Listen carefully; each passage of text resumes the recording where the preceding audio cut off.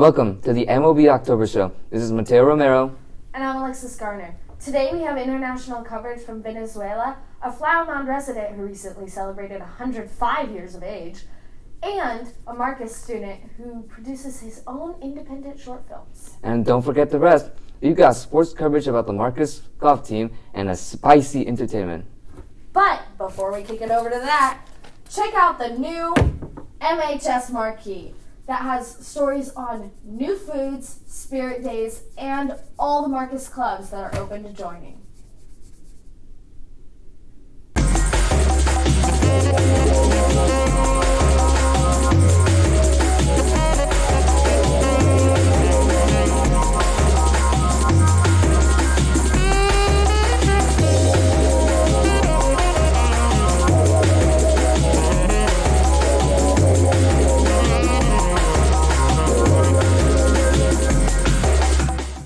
Meanwhile, in Caracas, Venezuela, protesters took to the streets once again to show their opposition to Venezuelan President Maduro. Today's protests come after protests around the world July as 20th Venezuelans presidential fight for election in freedom. Venezuela.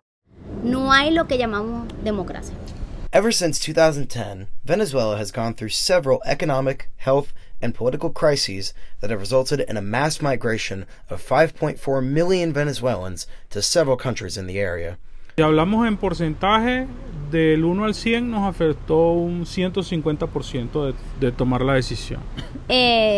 Fueron poco a poco cayendo hasta que ya la mayoría de las personas, así como nosotros, te fueron como empujando. I took my decision in 2017. We didn't have any basic your rights to live, for health, education, to eat. It was knocked out from the table. In 1998, Hugo Chavez was elected president, supported by the United Socialist Party of Venezuela, pledging to use Venezuela's vast oil wealth to reduce poverty and inequality. El petróleo es gasolina, el petróleo es gas, el petróleo es una serie de derivados que te van a permitir que tu economía se mantenga no estable, pero sí en buenas condiciones. Ever since the Socialist Party took over the Venezuelan government, Venezuela's economic and educational systems have plummeted in quality. But an up-and-coming candidate who promised change rose to the top. Viene como acarreando tantas cosas que se iban haciendo mal hasta que todo se derrumbó. Todo se derrumbó, que ni siquiera los servicios básicos funcionan. They killed the currency in Venezuela, the Bolivar. They throw away the bills to the street. We were earning like 20 times the minimum wage, and with that money we didn't have enough to eat. So all the proteins went to my son. President Nicolas Maduro has been in power since 2013 and ran for a third term on July 28th this year. During these elections, Maduro has yet again been accused of electoral fraud. Esa no es la solución y por allí no era lo que pensábamos nosotros, que nos iba a ayudar y nos iba a devolver la Venezuela que era antes. The battle for the country's liberty is constantly at stake with an uncertain future, but the Venezuelan people still have not lost hope. My hope is that Venezuela can grow. I think it can grow and recuperate it, get back on his feet very soon. This has been Mateo Romero Gomez and Christian Urea reporting for MOB. After hearing about the situation in Venezuela, all of us at MOB hope the best for every citizen. Now, on a more positive note, let's pass our attention to Alexis and Ryan, who are at the home of a Flower Mound resident who just celebrated their 105th birthday. Valley Wood, a Flower Mound resident, is very experienced. Well, I spent 3 years in Germany, and we went to Austria. We had a lot of experiences. I was a substitute teacher, so there was 3 or 4 rooms, and I taught a big part of the time. I got to go to Hitler's place. That was very interesting. We also went to the place where he died. She recalls spending precious time with her family. One day, my sister and I were just driving, and we saw this little RV that we thought would be so much fun. Traded my car for that RV. I still have people that care for me. I've had good and I've had bad, but that's life. Currently, Valley lives with her son and his wife. But she's mostly chill, but she can be right there in your face if it warrants it. I guess the hardest thing was when my husband was overseas during the war. Sons were in the war. Appreciate your family. Don't take them for granted. She's lost 2 of her children. Don's lost 2 of his brothers. You know, you have to you love them while they're here. You don't know when they're going to be taken. They have decided to have Valley at home instead of an elderly care home. And then finally, you know, her doctor said that she really just couldn't do it by herself anymore. So we said we wanted her here with us, and we made her a room and brought her here. You got the chair lift. Thank God every day for what I've had. This is Ryan Jeffers and Alexis Garner reporting for MOB. It was heartwarming to meet her. She carries such a rich history of our country, and we wish her all the best on her future 106th. You're right, but let's retract from our history and focus on a local Marcus student who makes his own short independent films. Now moving over to Dylan and Campo. It all kind of like started out like my freshman year because I went to this I was at a cross country meet, right? You know, I was about to run a race and I see it was one of the seniors. He had a camera and he was making like videos for the team. I'm like, yo, that's kind of cool. You know, it's like I'm gonna give this a shot, right? So I think it was like districts.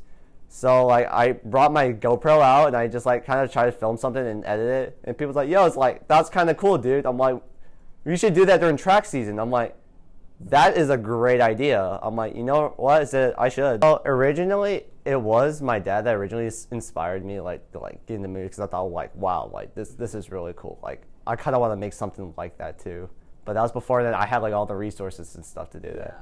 That's when Noah knew to start his career little by little. Like, okay, I'm like, I kind of want to seriously like get into this, and that's when I started like making like serious like short films, like dramas, actions, like all those good stuff. That was the biggest time where I really started to lock in on my skin, hone in on like what I did. So like I spent like countless hours like researching, you know, like going on YouTube, learning new tricks. I mean, always trying to find something new to learn within editing, within filming. Luckily, his hard work got noticed. That's where I met Coach Alexander, our head football coach. And he said, hey, you make some great videos, dude. He said, I want you to start filming for a football team. Then that pretty much got me excited though, because I'm like, well, I actually get to be like down on the field. So I'm like, okay, but yeah, sure, definitely. Although he has a busy schedule, he doesn't plan to stop there. Me and some of my friends, we're planning this huge like sci-fi series that we've been working on. It's been in the works for like almost a month now. I mean, yeah, we should be able to hopefully we'll be able to film and get our first episode out by next weekend probably. That's when we're going to do our first like start date on that. So been pretty excited for that. This has been Dylan Bucat and Campbell Vogler reporting for MOB.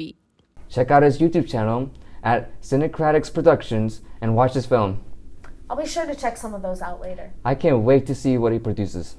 Now, switching from filming to sports, we sent Allie and Anuva to look at the red team of our varsity golf for our sports update. Golfers Evan Evola and Tyson Embry started golf at a young age.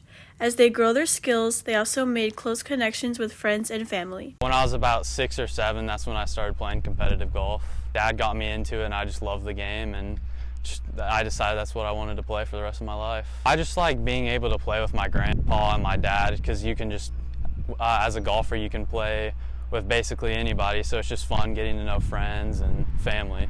As a freshman in varsity, Evan learns a lot from the older players on the team. It's a cool experience. You get to learn from people older than you that have experienced what you're going through, and you can just learn a lot. I would say I'm like one of the leaders of the team because I'm the #1 player, and I just gotta like lead by example and help other people, build them up, and they can also push me. A lot of people may think golf is easy, but these golfers face more challenges than just hitting the ball. I face a lot of mental challenges.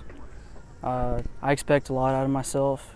That's what I usually work on. So I think any golfers kind of struggle with this, but you always go through a spell where it's tough to play, you can't find a swing, you can't putt, and you just kind of gotta forget about it, move on, and get ready for the next time you play and figure it out.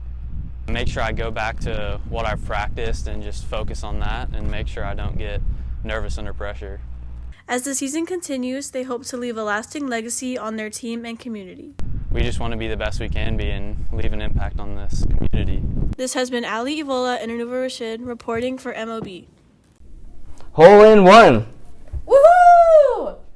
Here, we brought 2 victims to answer spicy questions with spicy sauces. Welcome to MOB's version of Hot Ones, where I ask contestants burning questions while we try hot sauces. What is the worst idea you've gone through with? I have a lot of bad ideas. But I thought it was a really good idea to take 2 glass plates and like stack them into like formation, like, you know, with cards you can like stack them. I was trying to do that with glass and then it broke. Let's get into the last one then. You know, I expected worse. Oh my god. It is worse. What are you talking about? It's not that bad. What's the best idea that you've had that went awry? I still think the glass plates one was a pretty good idea if it had worked. But that was good. Can we have more? I guess you just want to get right into it? Yeah, let's go. All right, let's take the first bite. Oh boy. Now for the questions. What was something you did as a kid that makes no sense to you now? I got in trouble, and so I was like, well, I'll just make everything a joke in the future, because if I make it a joke, I can't get in trouble. You ready to get into the last wing? No. That's fair. Neither am I. Let's do it. So how are you feeling after that one, Will? Not good. All right. I think I might have to go home after this. What's your biggest regret, Will? Eating that last chicken nugget. Any other biggest regrets? Coming here. Switching schools. I don't know. All right. I think those are all the questions we have for you. Mm-hmm. You want to go get some water? Yes, please.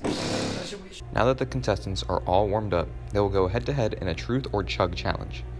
Who was your first high school crush with a name? Keegan Taylor. Oh, that's actually, it's not that bad. You're overreacting. No, I'm not. Yes, you are. I'm literally, it hurts so much. Okay, next question. What's one thing outside of this show that you could never tell your parents that you've done or something about you? It was my sister's accomplish when she was dating somebody. I punched my brother. Final question. This one is for all the sauce that's left in your cup. What is the worst betrayal you've ever done to one of your friends? A betrayal? Oh, sometimes I'll like share stuff that one of my friends told me, and like we're on the same friend group, so it's okay. Yeah, I like revealed my friend's crush to their crush. Oh, that's cruel. Yeah. That's cruel. Can I get some water now? Don't be a wuss. Drink What? it, Will. No. Drink it. I answered your Drink question. it. What more do you want from me? Ask us another question. No, that was the final question. I'm not doing this. I'm tearing up. This has been Gio Cabal and Kristen Renner reporting for MOB. How long do you think you'd last? More than you. Look at me. How dare you? I love spicy food and hot sauce. Well, moving on, we're going to go to a special segment where we congratulate 2 unsung heroes. But before we do that, we should recognize the 2 Marcus groups who won various awards these past couple weeks. Marcus Band and Marcus Choir. Congratulations to all our hardworking students and directors. And now, on to our unsung heroes. I'm Mason Canonico. And I'm Ben Azel. Today, we're sitting down and having a conversation with 2 people who are considered unsung heroes. An unsung hero is someone whose hard work often goes unnoticed. Behind us sits Miss Fouché. Let's see what she has to say about being school secretary. Just lots of little things that you may not even think about, but if something happens, I probably had something to do with it. But probably the biggest of the little things, which is super important, the copiers. We switched copiers, and the first 2 weeks that we had the new copiers, all they did was jam. We made 20 copies in a jam, so I literally stayed in the copy room probably for like 3 days. The job of a school secretary is tough, but working with others is what makes it all worth it. The most rewarding part is when either I know something or something works. Like you're not sure how it's going to happen, but you kind of brainstorm, maybe bounce ideas off of other people and figure out how we're going to make this happen. On the other hand, drum captain Sarah Spencer has an important role in the Marcus Band. I'm the only girl in the drum line, but I'm like the leader over all the boys. So we just kind of have to always lift each other up, especially during like band. It's hot outside and it's a lot of work, a lot of hours. With this being her senior year, she has big aspirations for her drum line. Last year we won Best Drums in the state of Texas, and we also won that my freshman year. And it's just a lot of hard work put into that, and I'm hoping we can win it again this year for my senior year. This has been Mason Canonico and Benjamin Azel reporting for MOB. That's all for today. I'm Alexis Garner. And Mateo Romero. But before you go, we asked students who their favorite teacher is. My favorite teacher is Coach Gray because he's very nice and very understanding of us. My favorite teacher is Coach Marshall because she's the best. My favorite teacher is Mr. Aquino because he's a very good Spanish teacher and helps me a lot with a lot of things. My favorite teacher is Coach Debo because he makes class super fun and entertaining. My favorite teacher is Mr. Howard, the choir director for Varsity Choir, because he is just so caring and empathetic towards people, and he's really funny and he knows how to make people feel seen.